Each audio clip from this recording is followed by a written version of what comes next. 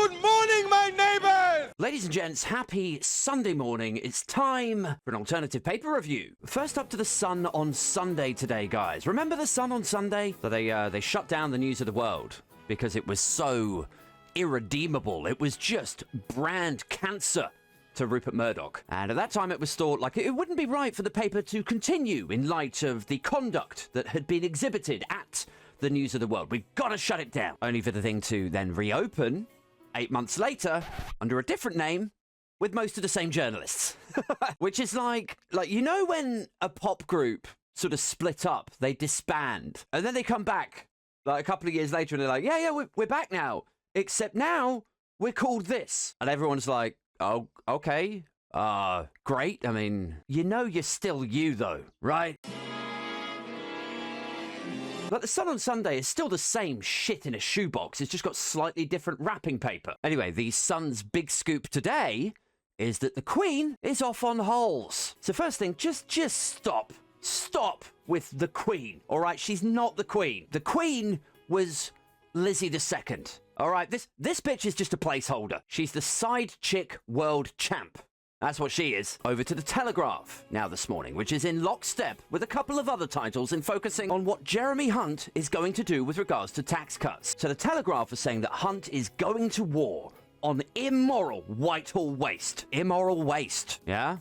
That's quite the policy and PR campaign from the same party who have literally wasted £100 billion of tax money since 2019. That is a mathematically, academically verified number. 100 billion that they've wasted. And now Hunt is like, we've got to get to grips of this immoral Whitehall waste, guys. Meanwhile, the Sunday Times are saying that he's going to target people with holiday homes. And the Sunday Express are saying cut tax or lose the grey vote. All of them are coming at the Chancellor with different angles, different heckles, but they're focusing on the same problem, which is essentially that you've got an election coming up. You need to give the general public some sort of deal sweetener, but how are you going to do that when there's no money?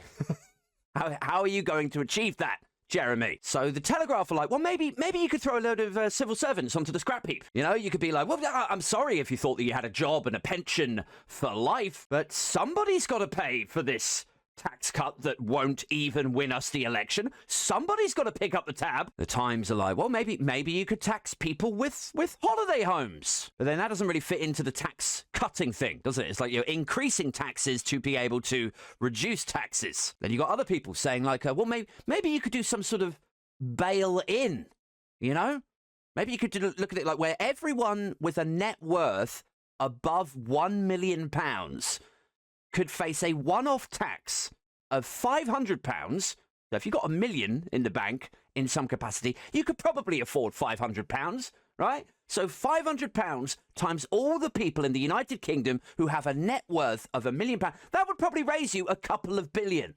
And that could probably fund your tax. No, that would be misconstrued as a wealth tax, wouldn't it? Yeah, forget that. Millions of retired people have been ravaged by inflation. I love this sort of thing. I really do. Because it's kind of like, it's like when you get into a debate with people online and they say something like, well, my husband works very hard for his money and he already pays enough tax, thank you very much. You know, there should be a tax cut. It's like they always think that they're the only people who are being impacted like this. And then you get like 50 comments clapping back to that person going like, we all pay taxes as well, love. We all work hard too. I know that's mind-blowing. It is not just your husband shouldering the labour burden and the rest of us riding on his fiscal coattails. Well, my husband works very hard for his money. Oh, go fuck yourself. Millions of retired people have been ravaged by inflation. It's the same thing. It's like, yes, everybody has. All of us have been ravaged by inflation. And you know what? Some of us were railing against the government when they refused to price cap mortgages with the high street banks. Some of us were railing against the government when they refused to nationalise the energy companies, which were fueling all of this inflation. Some of us were screaming from the sidelines while you lot were regurgitating Sun and Express headlines. A load of nonsense about it being a global problem. Like it was just a ad hoc anomaly. Oh, it's just an inflation just happened out of nowhere. It's like, did Did you do anything to stop it? No. It's like, when our lot were going like, price cap the mortgages, nationalize the energy companies. This lot were like, oh, no, that's a bit too socialist for me. And we were all like, well, what's your plan then? Hold your nerve and I don't know, talk to your bank. And now we are where we are, which is effectively the one actual real example of trickle-down economics, which is where our slot are now all paying the bill for it. It's like, oh, I can't believe my pension's been ravaged by inflation when all I did was cheer on inflation. So yeah, anyway, cut tax or lose the grey vote, says the Sunday Express, which I think it should be called the grey wall. Anybody else? Lose the grey wall. Although, I don't know, maybe with a grey wall there's connotations of prison time, and that sends the Tories breaking out in hives. Anyway, look, listen, oldies, boomers, right, word to the wise. My advice to you is, if you want to cut tax, if you want to cut your taxes, you should just do what the Queen and King Charles did. You should just go and avoid them completely. And I know sometimes avoiding taxes is seen as somewhat taboo, but don't worry, because I'm sure the rest of your express reading nursing home will wave a flag and cheer you on regardless, even as the social care sector's food budget gets slashed and they turn the radiators off.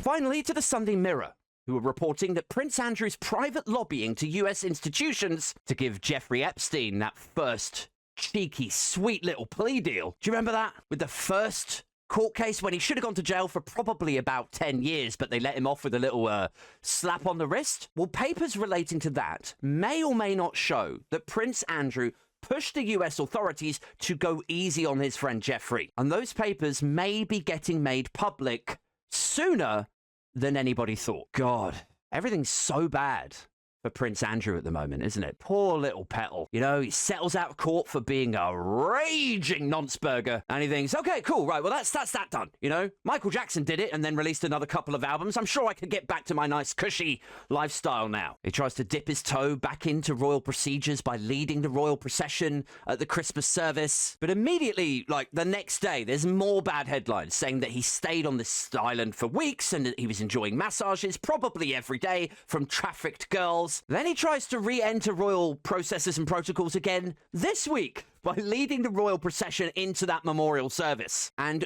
almost immediately, there is more embarrassment now on the horizon. Like, every time this guy tries to make a comeback, there's just more legal problems, more complications. And it kind of gets me thinking, it kind of gets me, what Prince Andrew needs?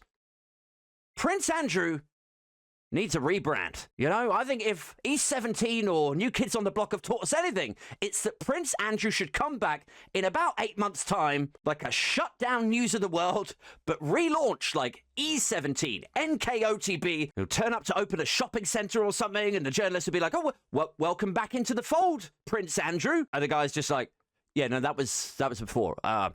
Call me PA now. Guys, that's it for this one. If you are enjoying these alternative paper reviews and indeed the Abe Thompson and Other Disappointments podcast, do consider leaving a little tip. All you got to do is tap the 3 dots, drop me a little super thanks in the tip jar, for which I would be super grateful. Or alternatively, if you're really enjoying the content that I put out, do consider jumping on the Patreon or the YouTube community. If you go to my YouTube profile, you should see a little join button there. There's 3 or 4 tiers that you could jump on.